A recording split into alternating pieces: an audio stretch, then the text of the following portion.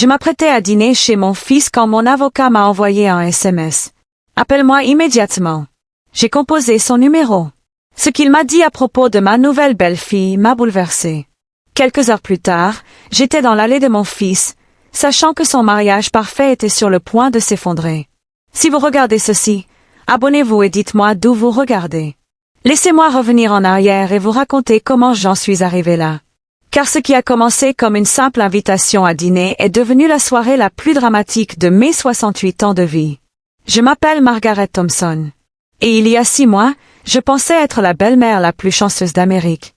Mon fils James avait enfin trouvé l'amour auprès de Cassandra, une charmante puéricultrice qui semblait l'adorer, lui et sa mère un peu démodés. Lorsqu'ils m'ont demandé de vendre ma maison pour financer leur mariage de rêve, je n'ai pas hésité. Après tout, ils m'avaient promis que j'aurais toujours une place avec eux.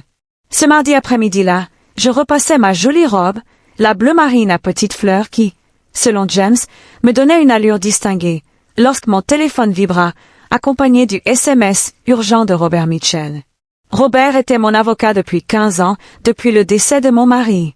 Il ne me contactait jamais en dehors des heures de bureau, sauf en cas de problème grave. Margaret, sa voix était tendue quand je l'appelais. J'ai besoin que tu t'assoies. Je me perchai sur mon lit dans le petit appartement que j'avais loué après avoir vendu ma maison. Les murs jaunes vifs que j'avais peints pour me remonter le moral me parurent soudain criards sous la lumière de l'après-midi. Qu'est-ce qui ne va pas, Robert? Est-ce à cause des révisions de testament dont nous avons discuté? Non, Margaret. C'est à cause de Cassandra. De la femme de ton fils? Mon estomac se serra.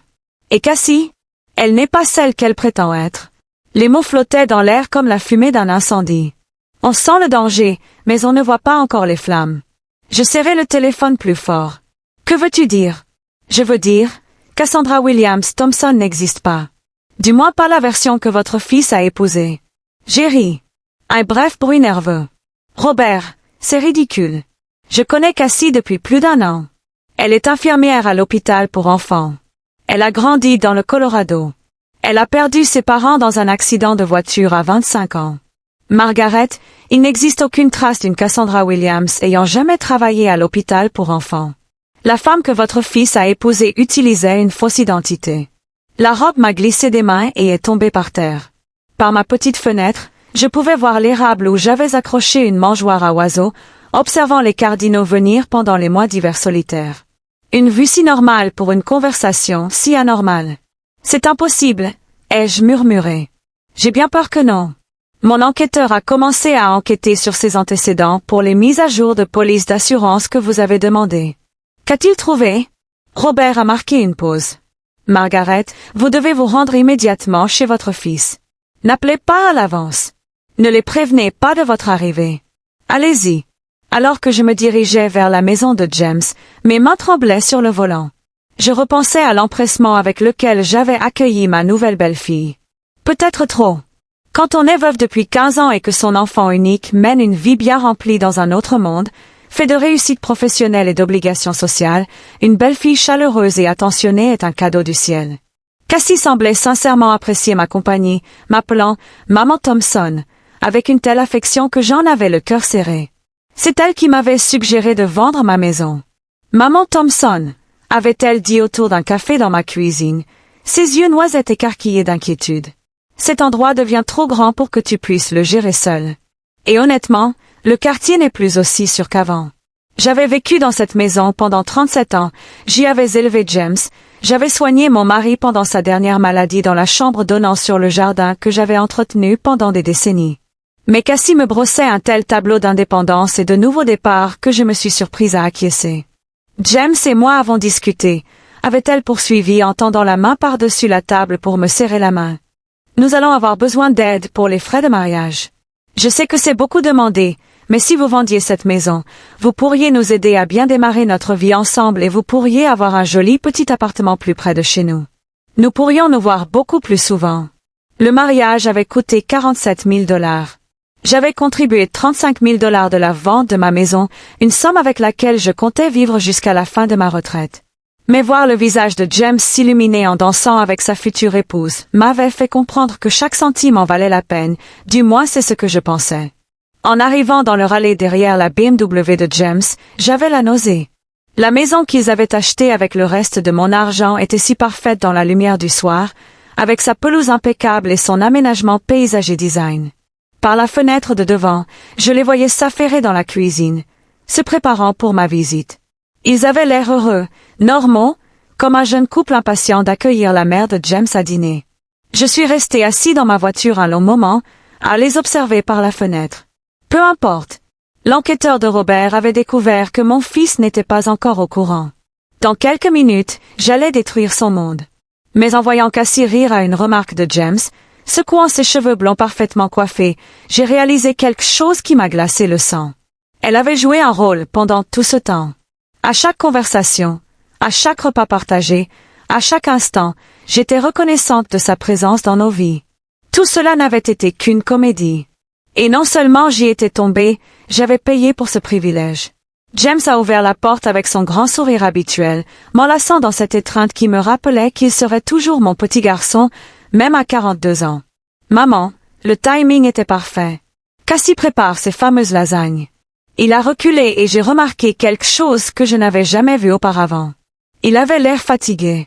Pas seulement fatigué par la fin de la journée de travail, mais épuisé jusqu'aux os.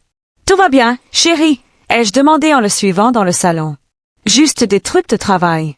Tu sais comment c'est dans le conseil. » Mais son sourire n'atteignit pas ses yeux.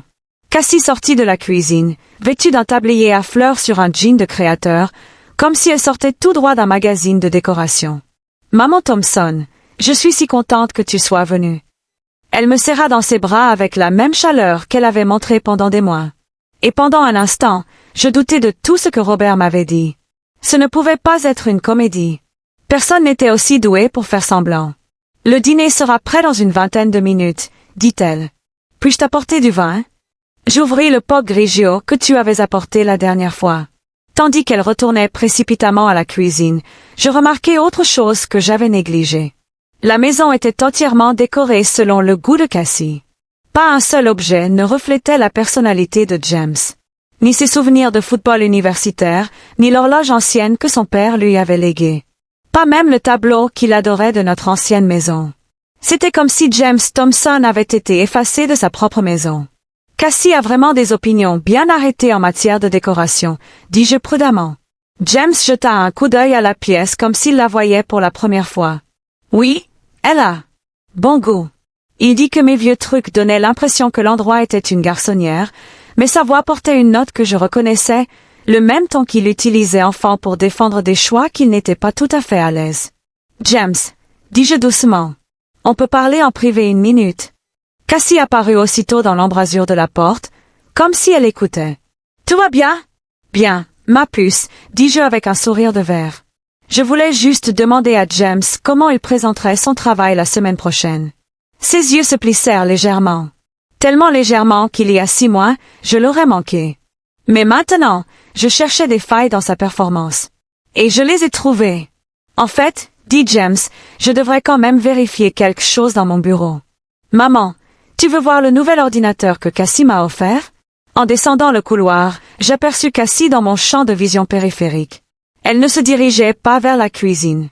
Elle était parfaitement immobile, nous regardant partir, et l'expression sur son visage n'était pas la chaleureuse sollicitude d'une épouse aimante.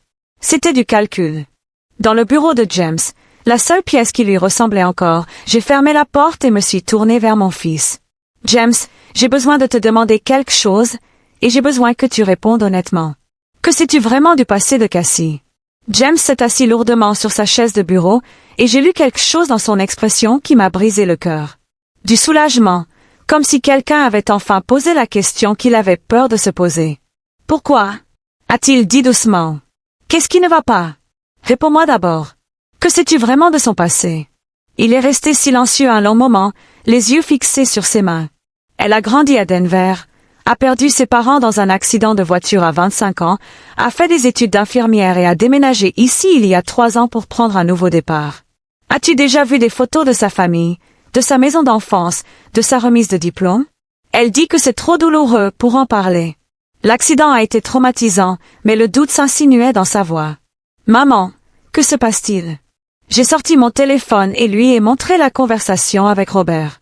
L'enquêteur de mon avocat a vérifié les antécédents de Cassie pour des documents d'assurance. James, il n'y a aucune trace d'une Cassandra Williams ayant jamais travaillé à l'hôpital pour enfants. Son visage s'est vidé de ses couleurs. C'est impossible. Elle reçoit des appels de l'hôpital. Elle parle de ses patients. Quand avez-vous réellement entendu ces appels? James ouvrit la bouche pour répondre, puis la referma. Ses yeux s'écarquillèrent, une prise de conscience clairement douloureuse. Elle les prend dans l'autre pièce. Elle dit que la confidentialité des patients exige le respect de la vie privée. Lui avez-vous déjà rendu visite au travail? Avez-vous rencontré ses collègues? Elle a dit que l'hôpital avait une politique stricte concernant les visites personnelles dans le service pédiatrique. Sa voix n'était plus qu'un murmure. « Maman, tu me fais peur. J'ai peur aussi, ma chérie. Mais ce n'est pas tout. » Avant que je puisse continuer, nous avons entendu la minuterie de la cuisine sonner, suivie de l'appel joyeux de Cassie. « Le dîner est prêt. » James m'a regardé avec des yeux qui me rappelaient le garçon de 8 ans qui était venu me voir quand les brutes du quartier l'avaient fait douter de lui-même. « Qu'est-ce que je fais? »« On va dîner, » dis-je. « On fera semblant d'être normal pendant que je réfléchis à la suite. » Mais en revenant dans le couloir, j'aperçus Cassie debout devant les fourneaux, et quelque chose dans sa posture, trop rigide, trop alerte, me suggéra qu'elle avait entendu plus de choses de notre conversation que nous ne l'avions imaginé. La table de la salle à manger était dressée avec la belle porcelaine. Ma belle porcelaine, en fait, que je leur avais offerte en cadeau de mariage. Cassie avait préparé un magnifique repas. Tout était parfait, jusqu'aux serviettes en tissu et aux fleurs fraîches. « C'est magnifique, ma chérie, » dis-je en m'asseyant. « Je voulais que tout soit spécial, » répondit Cassie, mais son sourire semblait forcé maintenant. James a été tellement stressé par le travail ces derniers temps. Je me suis dit qu'un bon dîner en famille pourrait l'aider. Alors que nous commencions à manger, j'observais attentivement ma belle-fille.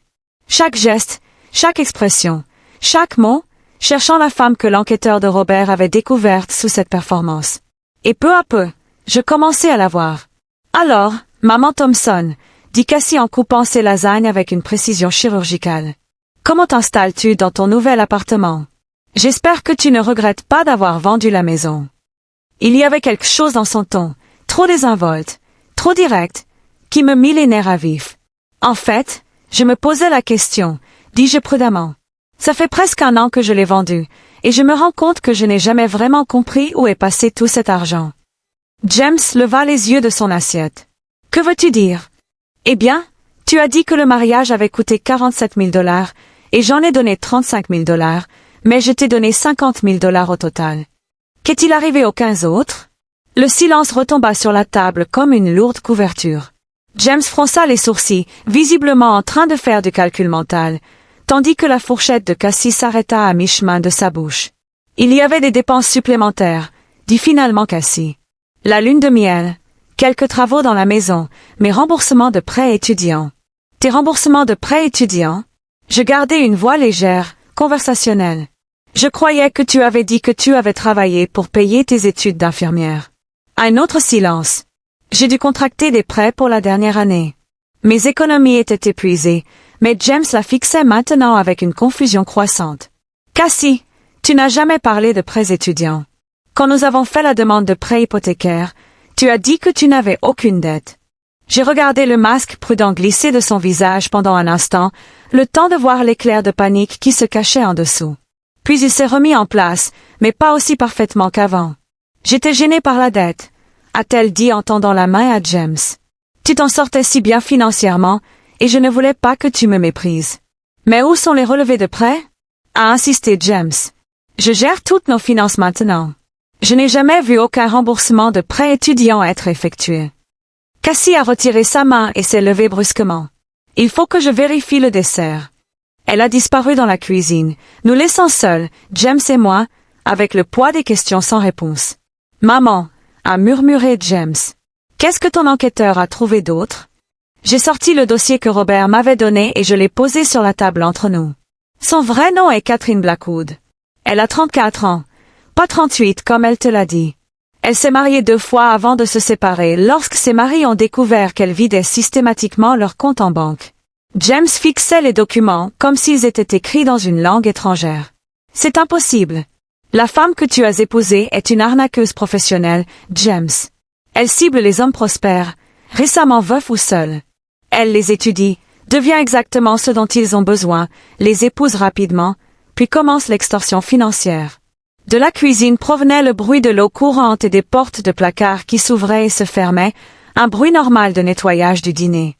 Mais je ne pouvais m'empêcher de penser que Cassie écoutait chaque mot.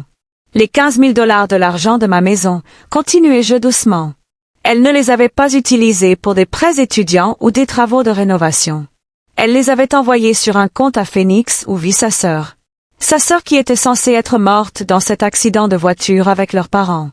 James secouait lentement la tête comme un homme qui essaie de se réveiller d'un cauchemar. Mais elle m'aime. Je sais qu'elle m'aime. Chérie, elle est très douée dans son travail. La cuisine était devenue étrangement silencieuse. James le remarqua aussi, tournant la tête vers la porte. « Cassie, tout va bien là-dedans ?» Aucune réponse. J'ai senti un frisson me parcourir le dos. « James, où range-t-elle son sac à main ?»« Sur le comptoir, près de la porte. »« Pourquoi ?» Nous étions tous les deux debout en même temps, nous dirigeant rapidement mais silencieusement vers la cuisine. Elle était vide. La porte de derrière était légèrement entr'ouverte, et une brise fraîche du soir agitait les rideaux. « Son sac à main a disparu », dit James d'une voix caverneuse. Je m'y suis donc mis. Je me suis dirigé vers la porte et j'ai regardé dans leur jardin. Au fond, près de la clôture, j'ai aperçu une silhouette se déplaçant rapidement dans l'ombre. « Elle court », ai-je dit. James s'est précipité vers la fenêtre de devant. Sa voiture est toujours là. Elle en a probablement une autre garée à proximité. James, écoute-moi bien. Il faut appeler Robert immédiatement, puis la police. Mais James fixait la table de la salle à manger où le téléphone de Cassie était posé à côté de son assiette abandonnée. Elle avait laissé son téléphone. Je l'ai pris. Il n'était pas verrouillé. Un autre signal d'alarme que j'avais manqué. L'historique des appels était presque vide, mais les SMS disaient une autre histoire. Des messages adressés à un certain Marcus. La vieille dame commence à avoir des soupçons. Combien de temps encore vais-je devoir continuer comme ça? Le compte à Phoenix a besoin de plus de temps. Et puis, depuis plus tôt dans la journée, urgence. Elle a engagé un détective privé, besoin d'un plan d'extraction immédiatement. James, dis-je doucement. Assieds-toi. Il lisait par-dessus mon épaule, son visage pâlissant à chaque message. Elle comptait partir de toute façon. Oui, mais pas avant d'avoir pris tout ce qu'elle pouvait. J'ai fait défiler l'application photo. Elle était presque vide, mais il y avait plusieurs captures d'écran, des photos de relevés bancaires, de documents d'assurance et de comptes d'investissement. Tous appartiennent à James. Elle a documenté tes actifs, ai-je dit, préparant son dernier retrait. James s'est affalé sur une chaise, l'air d'un homme qui vient de se rendre compte qu'il a vécu avec une inconnue. Combien de temps crois-tu qu'elle allait attendre? J'ai pensé à la chronologie, à la façon dont Cassie avait insisté pour avoir des comptes joints, pour avoir accès au fonds de retraite de James, pour que je vende ma maison et que je contribue davantage. Je pense qu'elle comptait disparaître juste après t'avoir convaincu de la désigner comme bénéficiaire de ton assurance vie. J'ai dit qu'elle en avait parlé la semaine dernière, non? Elle a dit qu'il était important pour les couples mariés de mettre à jour leurs bénéficiaires. James hocha lentement la tête. Elle a dit qu'on devrait le faire après le dîner ce soir. Elle avait même les formulaires prêts. Nous nous sommes regardés par-dessus les décombres de ce qui, une heure plus tôt, avait été un joyeux dîner de famille. Le mariage de mon fils était terminé. La femme qu'il avait aimée, en qui il avait eu confiance, avec qui il avait construit sa vie n'avait jamais existé. Mais il y avait autre chose dans le regard de James maintenant. À côté de la douleur et du choc, quelque chose qui ressemblait à du soulagement. « Tu sais ce qui est le pire, maman ?» dit-il doucement. Je crois qu'une partie de moi le savait déjà. La police est arrivée dans les 20 minutes, mais nous savions tous que Cassie était partie depuis longtemps. L'inspectrice Rodriguez, une femme au regard perçant de mon âge, a écouté notre récit avec l'air las de quelqu'un qui avait déjà vu ce drame. « Madame, » me dit-elle après avoir examiné le téléphone abandonné de Cassie, vous avez probablement sauvé votre fils de la perte de tous ses biens. Ces fraudeurs matrimoniaux passent généralement à l'action rapidement une fois qu'ils ont légalement accès à leurs biens. James était assis à son îlot de cuisine, les yeux rivés sur les formulaires d'assurance que Cassie lui avait préparés. Elle insistait tellement pour que nous fassions cela ce soir. Il murmura que c'était romantique de se faire mutuellement bénéficiaires. Romantique? Répétai-je sèchement. Rien ne dit, je t'aime, mieux qu'une assurance vie d'1 million de dollars. L'inspecteur Rodriguez faillit sourire. Madame Thompson, je vais avoir besoin que vous collaboriez avec notre unité des crimes financiers. L'enquête de votre avocat nous donne une longueur d'avance, mais nous devons retracer tous les mouvements d'argent et identifier d'autres victimes potentielles. D'autres victimes? Cette phrase me glaça l'eau au moulin. Combien d'autres pensez-vous qu'il y en ait? Demanda James.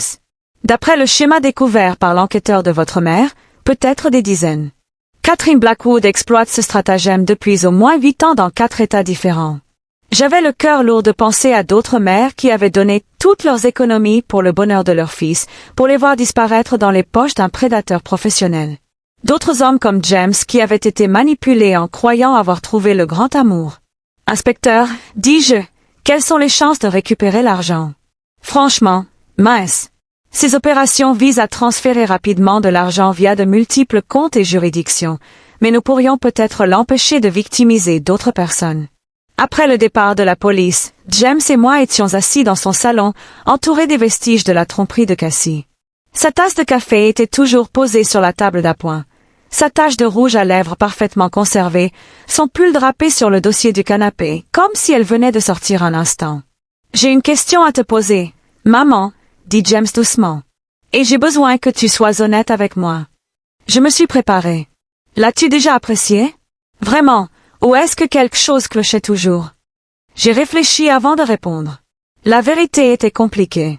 Je voulais tellement l'apprécier que j'ai ignoré mon instinct, ai-je fini par dire. Des petits détails me dérangeaient, mais je me disais que j'étais une belle-mère surprotectrice. Sa façon de ne jamais me raconter d'histoires d'enfance avec des détails précis. Sa façon de toujours esquiver la question quand je lui demandais des nouvelles de ses amis de l'école d'infirmière. Le fait que, pendant tous les mois où je l'ai connue, aucune personne de son passé ne l'ait appelée ou rendu visite.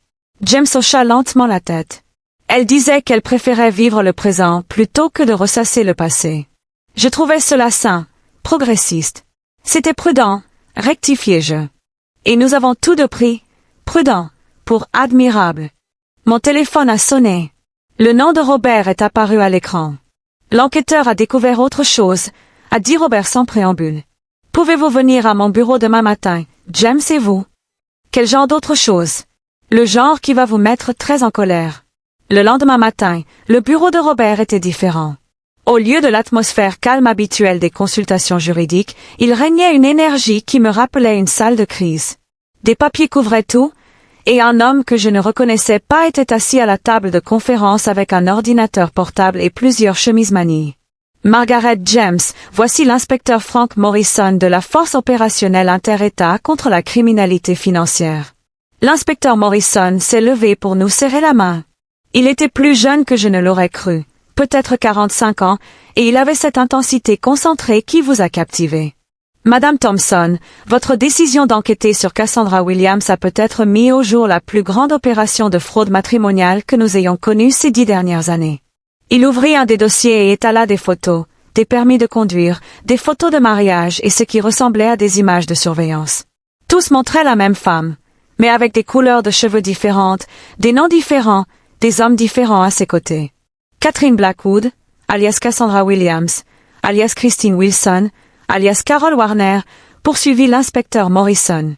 4 identités différentes à notre connaissance, peut-être plus. 17 victimes confirmées en Arizona, au Colorado, en Utah et maintenant au Nouveau-Mexique. James fixait une photo de mariage montrant Cassie ou Catherine, ou qui qu'elle soit vraiment, vêtue d'une robe blanche, souriant radieusement à côté d'un homme qui n'était pas lui. Depuis combien de temps fait-elle cela? Notre premier cas confirmé remonte à 9 ans, mais nous soupçonnons qu'elle affine cette opération depuis bien plus longtemps. J'ai étudié les visages sur les photos. Les victimes, pas Catherine. Ils avaient tous un point commun, des hommes d'âge moyen, actifs, la plupart récemment divorcés ou veufs. Tout avait cet air légèrement désespéré de celle qui avait renoncé à trouver l'amour et qui, par hasard, avait vécu ce qui ressemblait à un miracle. Quel était son gain total? Demandai-je. L'inspecteur Morrison consulta ses notes. Estimation prudente, 2,3 millions de dollars. Le chiffre flottait dans l'air comme une présence physique. James émit un son, entre le halètement et le gémissement. Mais voici ce qui est intéressant. L'inspecteur poursuivit. Dans tous les cas précédents, elle avait disparu dans les 6 à 8 mois suivant le mariage. Avec votre fils, elle est restée près d'1 an. Cela suggère une différence dans cette opération. Différente en quoi? Demandai-je, même si je commençais à soupçonner la réponse. Elle construisait quelque chose de plus grand. Les autres victimes avaient perdu leurs économies, leur maison, parfois leur épargne retraite, mais aucune n'avait de mère riche susceptible d'être manipulée pour cotiser davantage. La pièce devint très silencieuse. Je sentis le regard de James sur moi, mais je continuai à fixer la photo étalée sur la table. Vous dites que j'étais la cible à long terme, dis-je finalement. James n'était que le point d'entrée. Voilà notre théorie de travail. Tout dans la chronologie le confirme. Elle a rencontré James juste après l'annonce de sa promotion dans le journal économique. Elle a fait des recherches sur sa famille, s'est renseignée sur le versement de l'assurance vie de votre mari, la valeur de votre propriété, votre relation étroite avec votre fils. J'ai repensé à toutes ces conversations où Cassie avait gentiment sondé mes finances, mes projets de retraite, mes réflexions sur le fait de laisser un héritage à James ou de profiter de mon argent de mon vivant. J'avais trouvé qu'elle était attentionnée. Au lieu de cela, elle avait calculé. Et maintenant? Demanda James. L'inspecteur Morrison se pencha en avant. Maintenant, on tend un piège. Absolument pas, dit immédiatement James. Je ne laisserai pas ma mère devenir l'appât de cette femme. Ce n'est pas ton choix, dis-je calmement, surpris par la fermeté de ma voix. C'est le mien. Nous étions toujours dans le bureau de Robert, mais l'ambiance était passée de la collecte d'informations à la planification stratégique. L'inspecteur Morrison avait exposé sa proposition. Se servir de moi pour inciter Catherine à reprendre contact, en espérant la piéger et obtenir plus d'argent. Madame Thompson, dit l'inspecteur, je comprends les inquiétudes de votre fils. Ce n'est pas sans risque, mais les habitudes de Catherine suggèrent qu'elle ne pourra pas résister à l'envie de revenir pour ce qu'elle considère comme une affaire inachevée. Qu'est-ce qui vous rend si sûr qu'elle contactera ma mère? Demanda James. Robert sortit un autre dossier. Car selon l'analyse financière de l'enquêteur, elle n'a jamais eu accès au gros lot. Margaret, montrez-lui vos relevés bancaires. J'avais apporté mes relevés financiers comme demandé, même si je ne comprenais pas vraiment pourquoi ils avaient de l'importance maintenant. James regarda les chiffres et fronça les sourcils. Et maman, ça montre que tu as encore plus de 300 000 $ d'économies et d'investissement. Je pensais que l'argent de la vente de la maison représentait la majeure partie de ce que tu possédais. Je t'ai laissé penser ça parce que je ne voulais pas que tu te sentes coupable d'avoir accepté mon aide. J'ai dit, mais l'assurance vie de ton père et notre épargne retraite étaient substantielles. L'argent de la maison était en plus. L'inspecteur Morrison hocha la tête. Catherine a passé des mois à mettre en place le scénario parfait pour accéder à ces fonds. Elle ne va pas abandonner 300 000 $ sans réessayer. Mais elle sait que nous avons découvert sa supercherie, protesta James. Le sait-elle? Demandai-je en réfléchissant. Elle a couru en nous entendant parler, mais elle ignore ce que nous avons appris ni quelles preuves nous avons trouvées. Pour ce qu'elle en sait, nous avions juste des soupçons. L'inspecteur Morrison sourit. Exactement. Et c'est là que vous intervenez, Madame Thompson. Nous allons la laisser croire qu'elle a encore une chance. Le plan était d'une simplicité élégante. Je contacterai Catherine par l'intermédiaire d'un contact commun, une infirmière de l'hôpital où elle prétendait travailler, mais qui faisait en réalité partie d'un réseau que Catherine utilisait pour obtenir des références et de fausses vérifications d'emploi. J'exprimerai ma confusion et ma douleur face à sa disparition soudaine, mais sans accusation. Vous jouerez la belle-mère inquiète qui pense que James a peut-être dit quelque chose qui l'a vexée. L'inspecteur Morrison m'a expliqué, vous voulez aider à réparer leur mariage. Vous vous inquiétez pour le bonheur de votre fils. Et si elle mord à l'hameçon, elle reviendra avec une histoire, quelque chose qui explique sa disparition et fait de James le méchant. Elle prétendra probablement qu'il était violent ou contrôlant, qu'elle craignait pour sa sécurité, mais qu'elle l'aime toujours et veut arranger les choses. J'ai pensé à la femme qui s'était assise à la table de mon fils, qui m'avait serré dans ses bras avec une chaleur apparente, qui m'avait appelé Maman Thompson, les larmes aux yeux lorsque James m'a demandé en mariage. Quelle part de ce numéro ressusciterait-elle pour mettre la main sur mon argent? Il y a autre chose, ai-je dit doucement. Quelque chose que je ne vous ai pas dit. Les 3 hommes m'ont regardé avec impatience. La semaine dernière, Cassie m'a interrogé sur ma planification successorale. Elle a dit qu'elle s'inquiétait pour la sécurité financière de James s'il m'arrivait quelque chose. Elle voulait savoir si j'avais envisagé de prévoir des dispositions pour son épouse dans mon testament. Les yeux de l'inspecteur Morrison se sont illuminés. Elle préparait le terrain. Fin de partie. Je crois qu'elle prévoyait un accident, dis-je, les mots me semblant étranges. Pas immédiatement, mais finalement, après qu'elle eut obtenu l'accès aux biens de James et s'était arrangée pour hériter des miens, la pièce redevint silencieuse. James était devenu blême. « Maman, tu ne peux pas faire ça.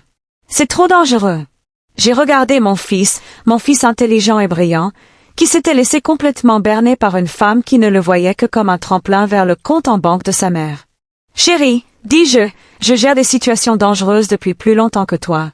Et pour l'instant, je suis notre seule chance de l'empêcher de faire ça à la famille de quelqu'un d'autre. » 3 jours plus tard, j'étais assise dans un café du centre-ville de Santa Fe, attendant que Catherine Blackwood revienne dans ma vie. Elle avait répondu à mon message soigneusement formulé, exactement comme l'avait prédit l'inspecteur Morrison. Pauvre Cassie, effrayée, dévastée par la jalousie soudaine et le comportement autoritaire de James, mais prête à tout pour sauver leur mariage s'il y avait un moyen d'y parvenir. Elle l'aimait tellement, mais elle avait eu peur. Pourrais-je la rencontrer? Pourrais-je l'aider à comprendre ce qui n'allait pas? J'avais accepté immédiatement, jouant le rôle de la belle-mère inquiète qui souhaitait simplement le bonheur de ses enfants. Le jeu m'avait semblé naturel, probablement parce qu'il y avait une part de vérité. Je voulais vraiment que James soit heureux. Je voulais juste que ce soit avec quelqu'un de vrai. L'inspecteur Morrison et son équipe étaient postés autour du café, mais je me sentais étrangement calme, assis seule. Peut-être parce que je savais enfin à qui j'avais affaire. L'incertitude avait été pire que la vérité. À 14 heures précises, elle entra. Elle avait changé d'apparence. Cheveux plus foncés, moins de maquillage, vêtements qui suggéraient la lutte plutôt que la réussite. Mais c'était bien la femme qui avait volé une année de la vie de mon fils et $50,000 de mon argent. « Maman Thompson, » dit-elle en s'approchant de ma table, les larmes aux yeux. « Merci infiniment d'avoir accepté de me recevoir. » Je me levai et la serrai dans mes bras comme le ferait une belle-mère aimante, tout en m'émerveillant intérieurement de son audace. « Bien sûr, ma chérie. Je me suis tellement inquiétée pour toi. » Elle s'assit en face de moi, et je me surpris à observer son visage avec un regard neuf. Maintenant que je savais quoi observer, je pouvais discerner le calcul derrière chaque expression, le léger délai avant chaque réaction émotionnelle, le temps qu'elle prenne pour déterminer la réaction la plus bénéfique. « Je ne sais pas par où commencer, » dit-elle en s'essuyant les yeux avec un mouchoir. Tout s'est passé si vite. James a tout simplement changé. Il s'est méfié de tout ce que je faisais, de chaque appel, de chaque ami. Il a commencé à m'accuser de choses, disant que je mentais sur mon passé. Quel genre de choses? Demandai-je doucement. Il a dit que je n'avais jamais travaillé à l'hôpital, ce qui est ridicule. Il les a appelés en se faisant passer pour quelqu'un d'autre, demandant de mes nouvelles. Mais bien sûr, il ne pouvait pas divulguer d'informations sur les employés à des inconnus. Comme il refusait de confirmer mon emploi, il en a conclu que je mentais. J'ai hoché la tête avec compassion. On dirait bien un malentendu. Et puis il a trouvé de vieilles photos sur mon téléphone datant d'avant notre rencontre, des photos avec le mari d'une amie lors d'un dîner de groupe, et il a été convaincu que j'avais déjà été mariée. Il n'a pas voulu m'écouter quand j'ai essayé de lui expliquer. Les mensonges coulaient si bien, chacun visant à faire passer James pour un paranoïaque et déraisonnable, tout en la présentant comme la victime de ses soupçons infondés. Si je n'avais pas su la vérité, je l'aurais peut-être cru. « Cassie, » dis-je prudemment. James me montra des documents, des relevés bancaires, etc. Il semblait penser à des irrégularités financières. L'espace d'un instant, son sang-froid s'évanouit. J'y vis une lueur de froideur calculatrice avant que les larmes ne reviennent. « C'est le pire, » dit-elle. « Il est convaincu que j'ai pris l'argent de la vente de ta maison. Maman Thompson, je ne le ferai jamais. J'aime cette famille. Tu as été comme une vraie mère pour moi. » Elle tendit la main par-dessus la table et me prit la main, et je dus résister à l'envie de m'écarter. « Je sais, ma chérie, » dis-je. Mais James semble très sûr de ce qu'il a trouvé. Peut-être que tu pourrais juste lui expliquer les virements bancaires, lui montrer où est passé l'argent. « Quel virement ?» demanda-t-elle, mais sa prise sur ma main s'était resserrée. « Les $15,000 qui sont allés à Phoenix, » dis-je doucement. « Il pense que tu les as envoyés à quelqu'un là-bas. » Catherine resta figée. Lorsqu'elle leva les yeux vers moi, Toute prétention avait disparu de son regard. « Qu'est-ce que tu sais vraiment ?» demanda-t-elle d'une voix complètement différente, plus dure, plus froide, sans la moindre trace de la douce belle-fille que je croyais aimer. Je lui souris et, pour la première fois depuis le début de cette épreuve, je me sentis véritablement heureuse. « Tout, Catherine ?»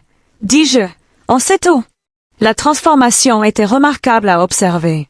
En l'espace de quelques secondes, Catherine Blackwood s'est débarrassée de toute trace de la jeune épouse vulnérable et brisée et s'est révélée être la prédatrice qu'elle avait toujours été. « Tu n'as aucune idée de ce à quoi tu as affaire, » dit-elle d'une voix basse et dangereuse. « Cet argent a disparu, et tu ne peux rien faire pour le récupérer. »« En fait, » dis-je, « on peut faire beaucoup. » J'ai fait un léger geste, et l'inspecteur Morrison est apparu à notre table comme s'il avait été invisible jusqu'à cet instant. 2 autres agents sont apparus aux sorties. « Catherine Blackwood, vous êtes en état d'arrestation pour fraude, usurpation d'identité et complot en vue de commettre un abus financier envers une personne âgée. » Elle n'a pas résisté lorsqu'on l'a menottée, mais le regard qu'elle m'a lancé était d'une haine indescriptible. « Ce n'est pas fini. On ne peut pas prouver la moitié de ce qu'on croit savoir. »« On n'a pas besoin de prouver la moitié, » dit l'inspecteur Morrison d'un ton aimable. « On ne fait qu'il faut prouver que c'est suffisant. » Tandis qu'il l'emmenait, j'ai ressenti un étrange mélange de satisfaction et de tristesse. De la satisfaction parce que justice était enfin rendue. Pas seulement pour James et moi, mais pour toutes les autres familles qu'elle avait détruites. De la tristesse parce que j'aimais sincèrement la personne que je pensais qu'elle était, même si elle n'avait jamais existé. James est apparu à mes côtés tandis que la voiture de police s'éloignait. « Ça va, maman? »« Je vais bien, » ai-je dit, et j'ai réalisé que je le pensais vraiment. Mieux que bien, en fait. « Et maintenant? »« Maintenant, on reconstruit, » ai-je dit. Et on le fait honnêtement cette fois. 6 mois plus tard, James et moi étions assis sur la terrasse de ma nouvelle maison, une maison plus petite que j'avais achetée avec mon propre argent, choisie parce qu'elle me plaisait, et non parce que quelqu'un d'autre m'avait convaincu que j'en avais besoin. La procédure judiciaire était en cours, mais l'inspecteur Morrison était convaincu qu'il récupérerait au moins une partie de l'argent volé sur les comptes de Catherine. « J'ai reçu une lettre aujourd'hui, » a dit James en sortant une enveloppe de la poche de sa veste. De l'une des autres victimes de Catherine, un homme du Colorado dont le cas a aidé. Constitué les preuves de l'accusation. Qu'a-t-il dit? Il nous a remerciés. Il a ajouté, savoir que d'autres personnes avaient vécu la même chose l'a aidé à se sentir moins stupide d'avoir été victime de son comportement. J'ai regardé mon fils, qui redevenait peu à peu la personne qu'il était avant que Catherine ne l'isole systématiquement et ne mine sa confiance en lui. Tu n'étais pas stupide, James. Aucun de nous ne l'était. Nous étions humains. Je me sens quand même assez stupide. Eh bien, ai-je dit en souriant, si on doit se sentir stupide pour quelque chose, soyons au moins pour quelque chose d'important, comme croire en l'amour au lieu de supposer le pire de tout ce qu'on rencontre. James a ri, le premier vrai rire que je l'entendais depuis des mois. Quand es-tu devenu si sage? J'ai toujours été sage, ai-je dit sèchement. Tu as juste arrêté de m'écouter pendant un moment. Alors que le soleil se couchait sur les montagnes, j'ai repensé à l'étrange voyage qui nous avait menés à ce moment. J'avais perdu de l'argent, mais j'avais gagné quelque chose de plus précieux. Savoir que je pouvais me fier à mon instinct, que je pouvais agir quand il le fallait, et que parfois, ceux qui essaient de vous protéger ont eux-mêmes besoin de protection. Mon téléphone a vibré, un SMS de Robert m'a annoncé. Audience finale de restitution prévue. On dirait qu'on va récupérer environ 60% de ce qui a été pris. J'ai montré le message à James. C'est mieux que ce que l'inspecteur Morrison avait initialement prévu. Qu'allez-vous en faire? J'ai réfléchi à la question. L'argent serait le bienvenu, bien sûr, mais ce n'était plus ce qui comptait le plus. Je pense, ai-je dit lentement, que j'en donnerai une partie à un fonds pour les victimes de fraude et peut-être en utiliser une autre pour prendre de très longues vacances au chaud, où personne ne connaîtra mon histoire et où je pourrai simplement être une femme profitant de sa retraite. Ça me semble parfait. Maman, tu veux venir avec moi? James a souri. Je pensais que tu ne demanderais jamais. Alors que nous étions assis ensemble dans un silence confortable, j'ai réalisé que Catherine Blackwood m'avait finalement donné quelque chose de précieux par inadvertance. Elle m'avait rappelé que Margaret Thompson était plus forte, plus intelligente et plus résiliente que je ne m'en souvenais. Et parfois, c'est le cadeau le plus précieux. Merci de votre écoute. N'oubliez pas de vous abonner et n'hésitez pas à partager votre histoire dans les commentaires. Votre avis compte.